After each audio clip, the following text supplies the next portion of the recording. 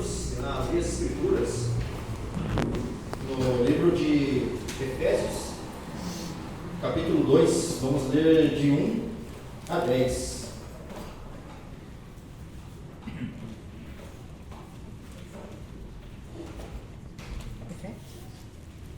Efésios Todos 2.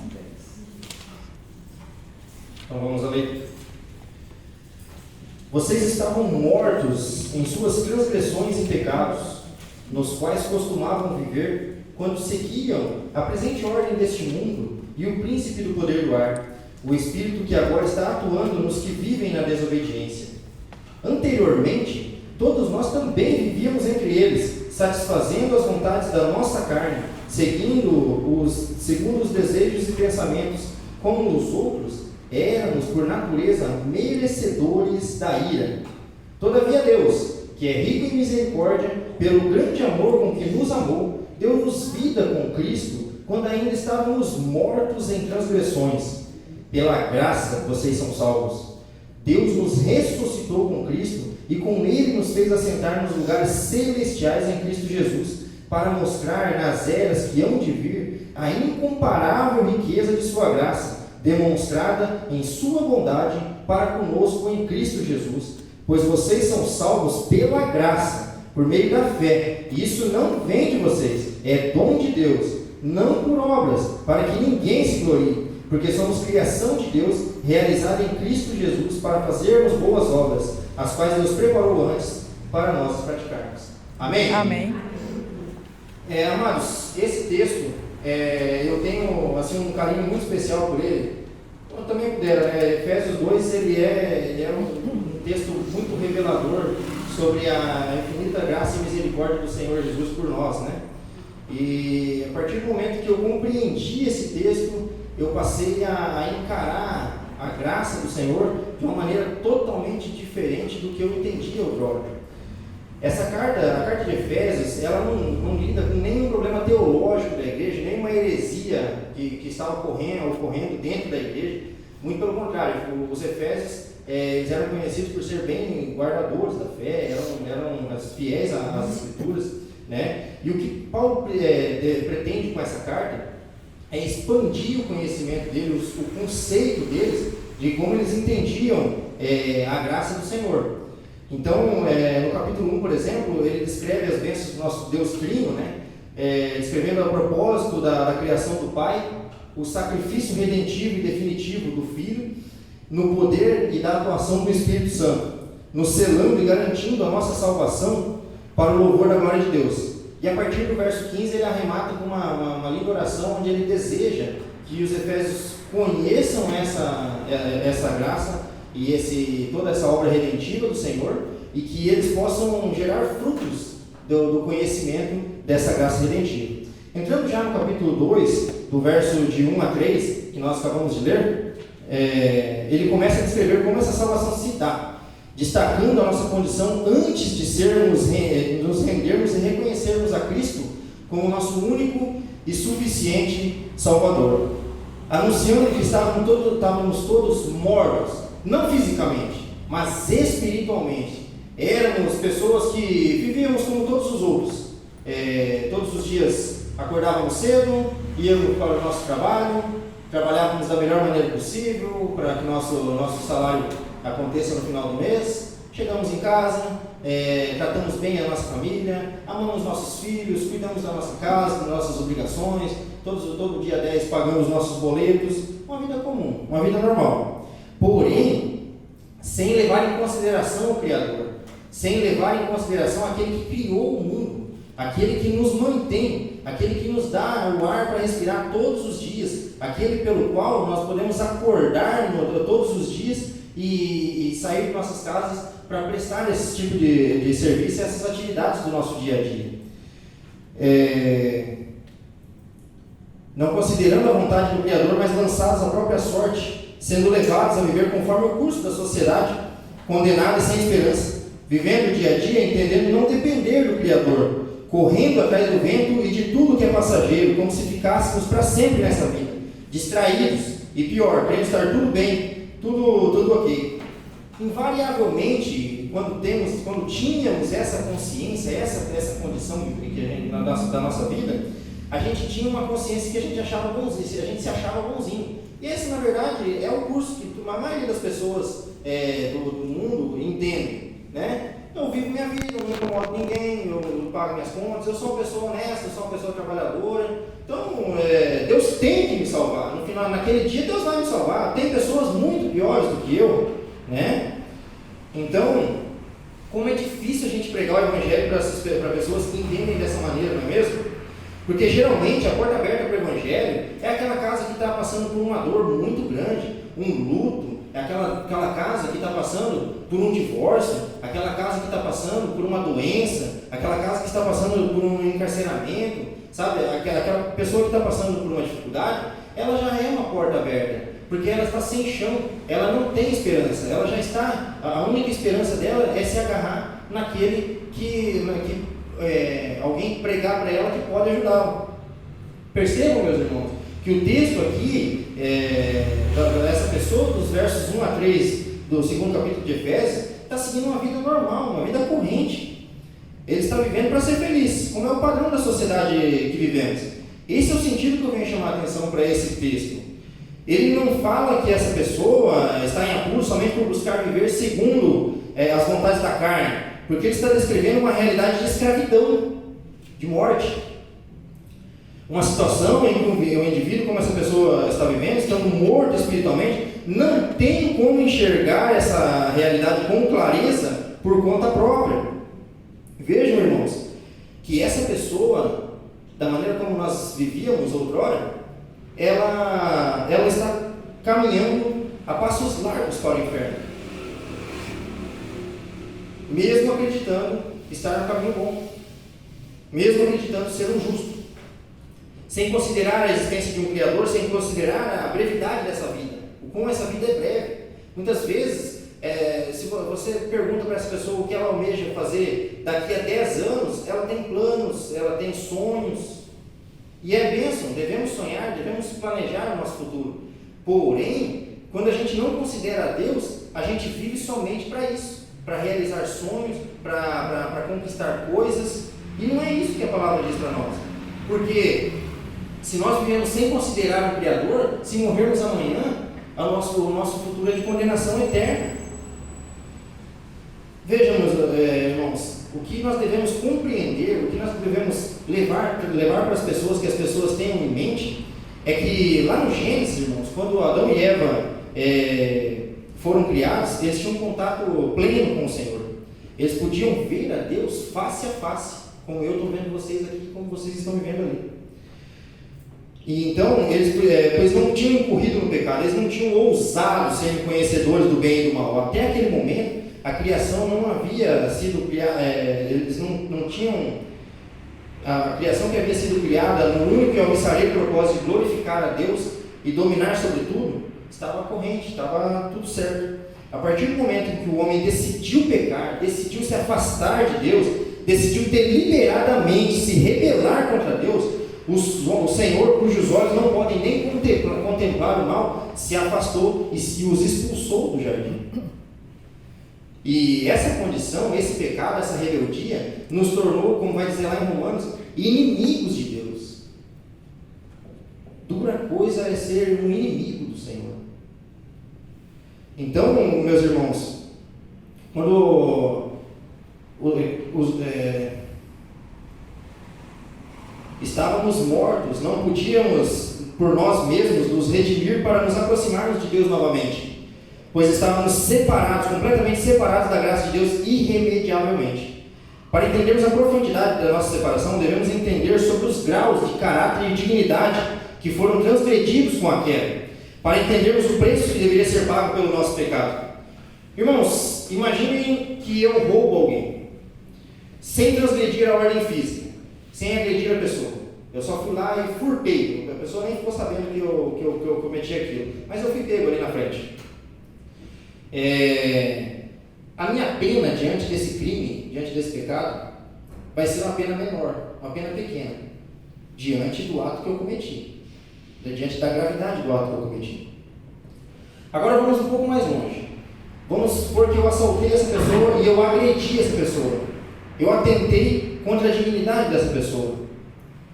Certamente a minha pena será um pouco maior do que somente ter cometido um furto. Vamos um pouco mais longe. Vamos avançar um pouquinho mais. Vamos supor que eu matei uma pessoa por conta desse roubo. Olha a escalada. Por conta do tamanho do pecado e por conta do valor, por conta da gravidade dos atos que eu cometi. Percebam como a pena vai aumentando? Isso na lei dos homens. Meus irmãos, eu fico imaginando qual seria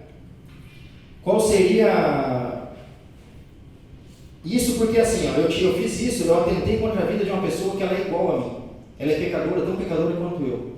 Então assim, se eu cometi esse pecado, por mais grave que seja, a pena máxima que eu poderia oferir contra mim seria, se nós estivéssemos num país que tem a pena de morte, como eu tirei uma vida, a minha vida seria tirada. E esse preço nos igualaria. Eu igualaria a justiça com o ato cometido. Eu matei, perdi minha vida. Agora, irmãos, vamos fazer um juízo de valor diferente. Imagine o tamanho do pecado, o tamanho do crime que é atentar contra o Criador, atentar contra o Salvador, atentar contra o Senhor que criou tudo. É essa a nossa condição diante de Deus. Se eu matando uma pessoa e sendo morto, eu igualo as coisas, como igualar a morte do meu Senhor e Salvador? Como igualar a morte de Cristo? Para pagar, para comprar, para a justiça de Deus ser satisfeita, precisou alguém com um caráter igual ao de Deus morrer no meu lugar, para que pudesse igualar a justiça de Deus, para que dessa vez, com o caráter de Jesus sendo imputado em mim, as coisas fossem igualadas e houvesse uma justiça. Percebam, meus irmãos, a gravidade, o tamanho do milagre que o Senhor operou por nós, o tamanho desse amor misericordioso desse Deus por nós.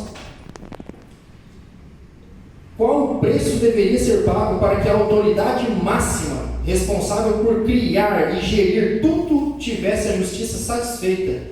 Será mesmo que se entregássemos nossa vida, seria um valor justo? Muitas vezes pensamos assim: eu morreria por aquela pessoa, eu daria minha vida por aquela pessoa.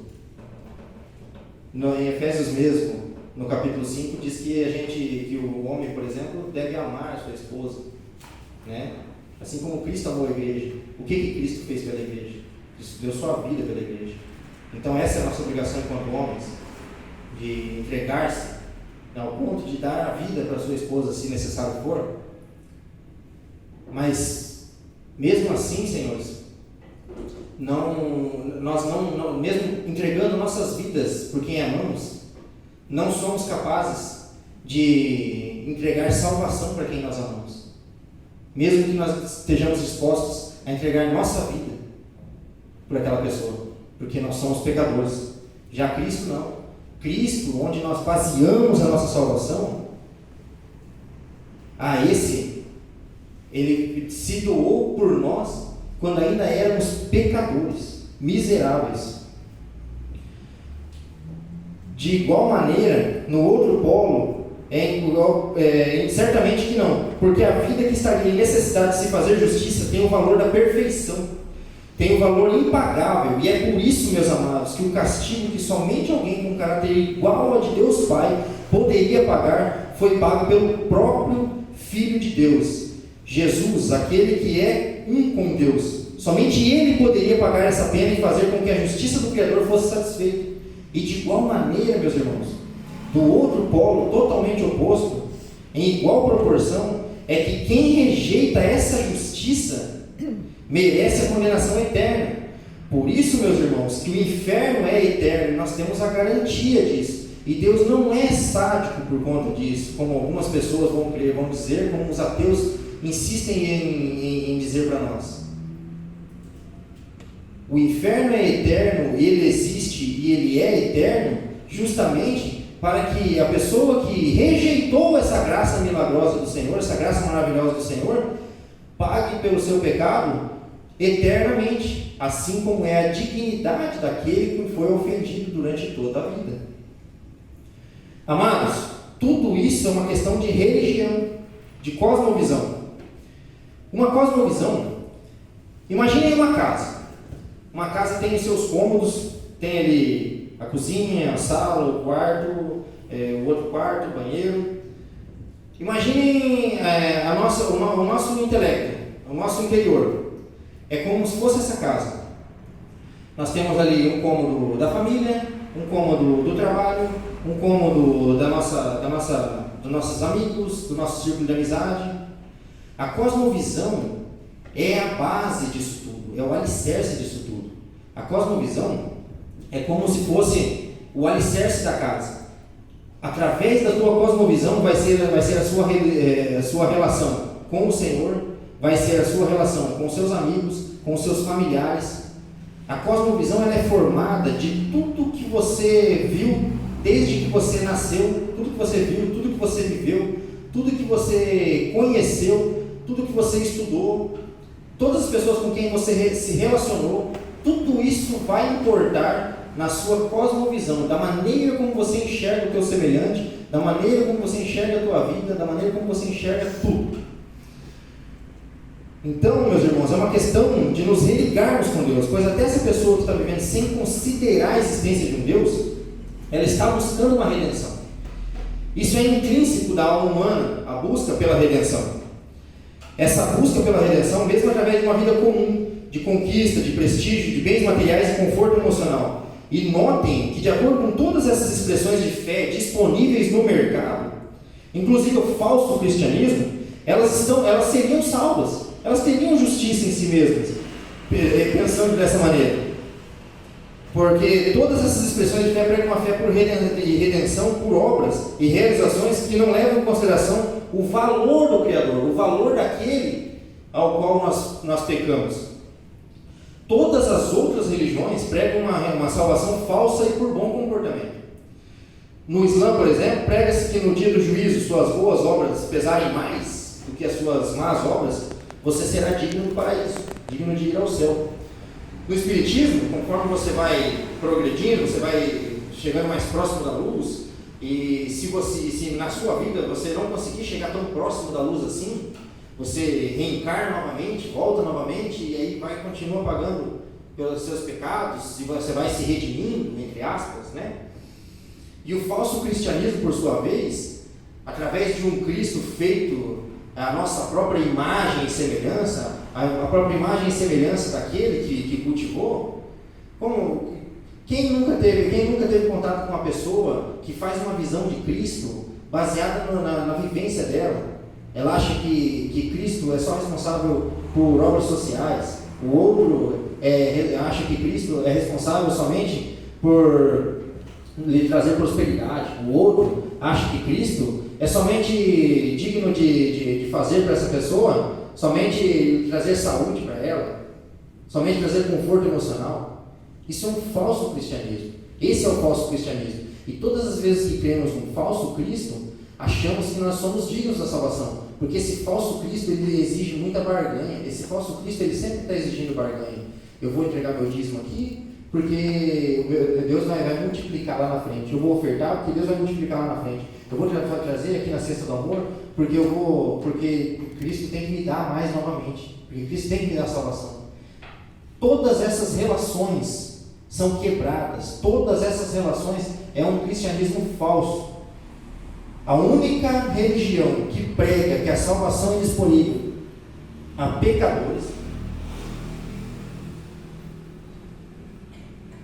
e pior, pecadores confessos, indignos, pessoas imperfeitas, mas que reconhecem a sua incapacidade de se justificar, é o cristianismo verdadeiro, Cristo verdadeiro. que salva pessoas que não merecem, que nunca mereceram, que salva pessoas única e exclusivamente por graça, por favor imerecido, por misericórdia.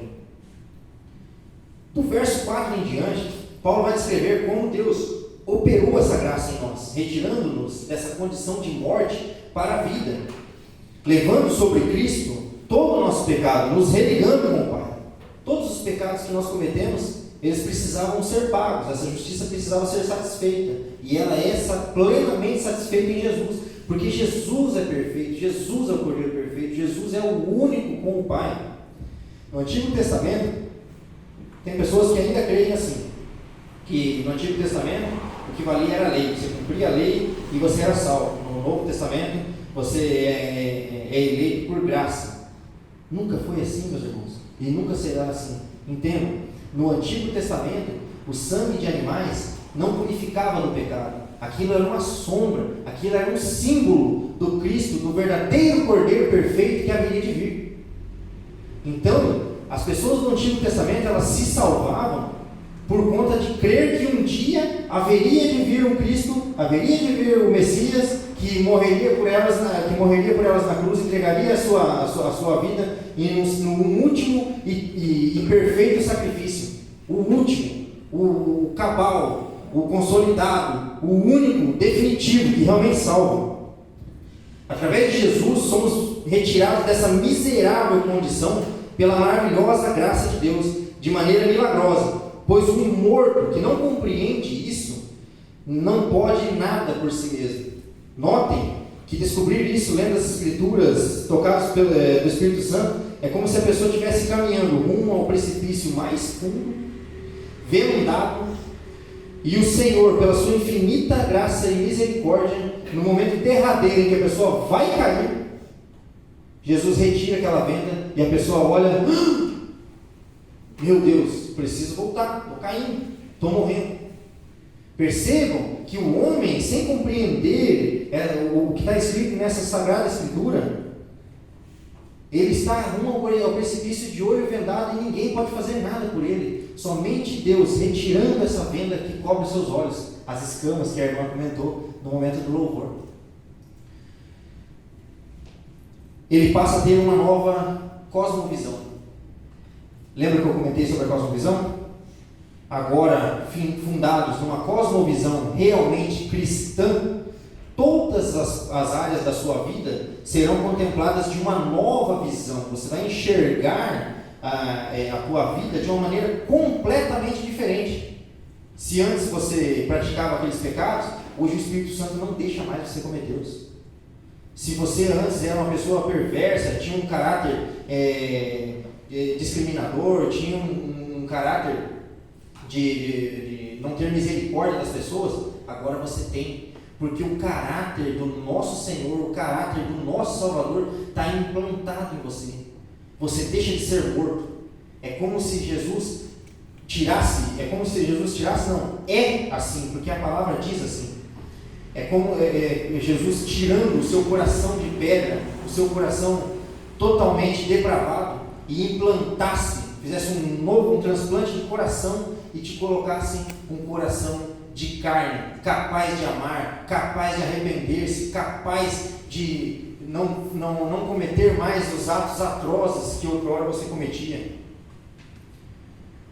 Agora essa pessoa é alguém ressurreto em Cristo Jesus, feito filho adotado e conectado ao Pai através do sacrifício do Cordeiro perfeito Jesus. Agora ele deixa dessa condição de apenas criatura vivente, espiritualmente morta em delitos e pecados, para a condição de filhos amados, revividos pelo Espírito de Deus, de olhos abertos, para viver a sua rotina, a rotina que eu comecei comentando, de você ir ao seu trabalho, você chegar em casa, amar os seus filhos, o dia a dia, a tua vida é normal. Mas quando você tem uma nova cosmovisão, tudo para você vai ser feito de uma maneira diferente, tudo para você vai ter um sabor diferente.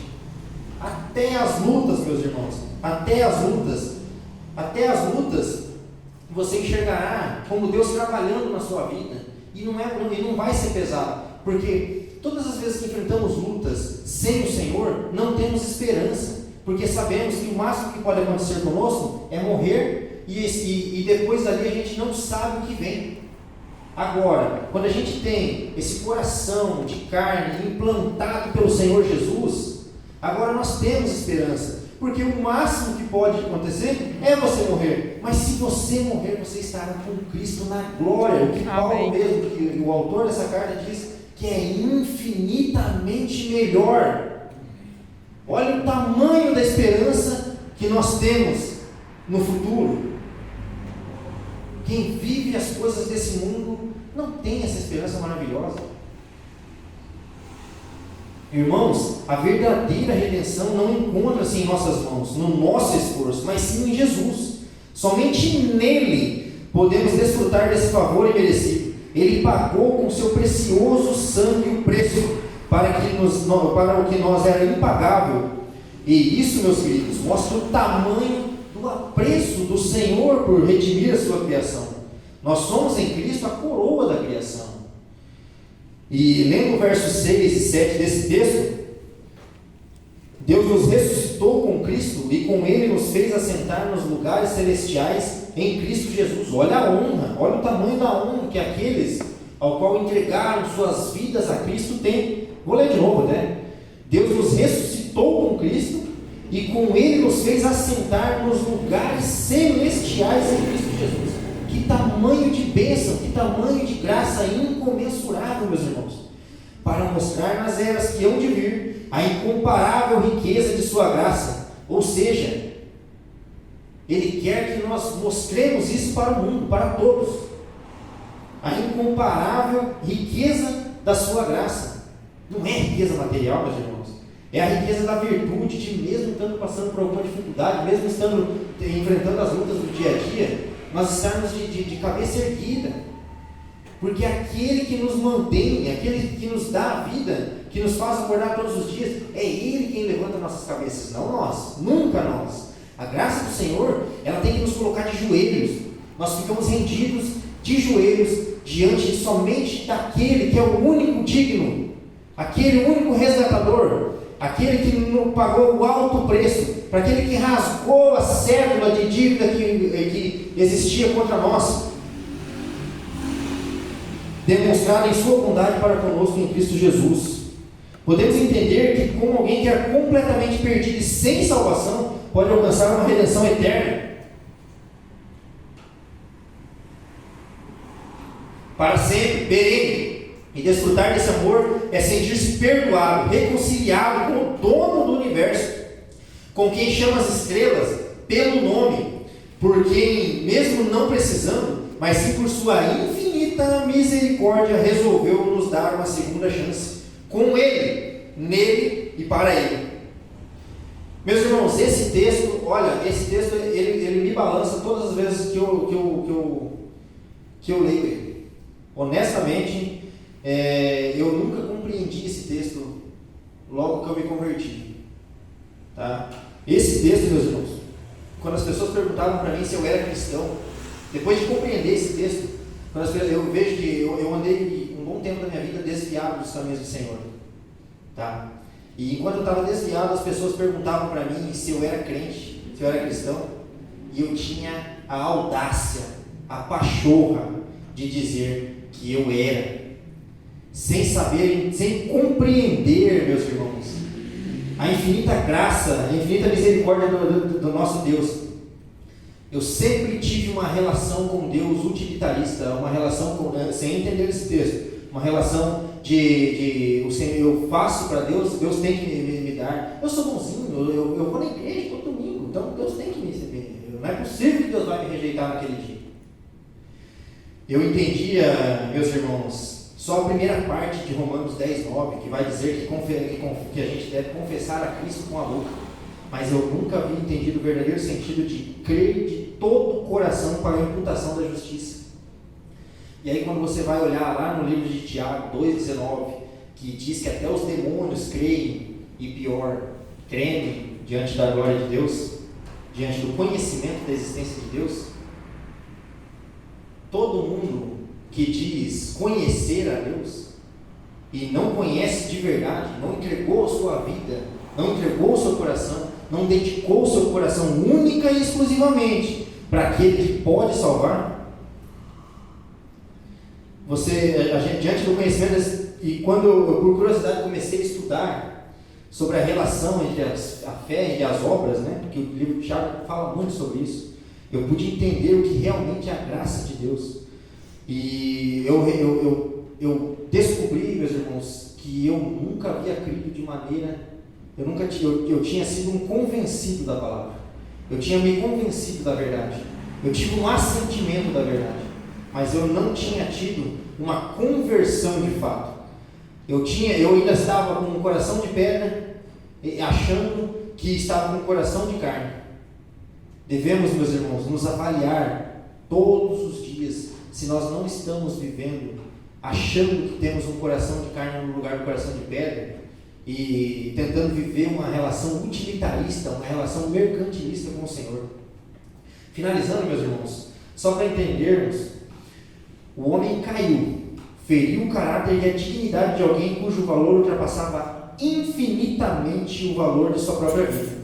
Ou seja, Deus, o Criador, o dono do universo, mesmo assim o Senhor, que não precisa de nada, muito menos de nós, por nos amar, por amar a sua criação e valorizar a sua criação, entregou o seu Filho perfeito, sem pecado, para se fazer pecado por nós. E agora em Cristo somos nova criatura, somos aptos, porque nos foi dado um coração novo, com um caráter desse mesmo Deus maravilhoso, para que possamos novamente refletir a imagem dele. Irmãos, eu finalizo essa mensagem com duas perguntas para reflexão particular. Você tem vivido como alguém que realmente entendeu essa graça maravilhosa de Deus? E, irmãos, que impacto a graça de Deus causou na sua vida e impacta nas suas atitudes? Amém? Amém. Vamos ficar de pé?